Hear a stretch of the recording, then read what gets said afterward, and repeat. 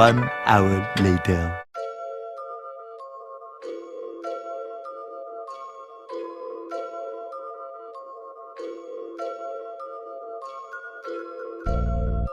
ហើយជំរាបមកបងនេះដែរសូមផ្សាយជូនដល់បងប្អូនកម្មករកម្មការនៃរោងចក្រទាំងអស់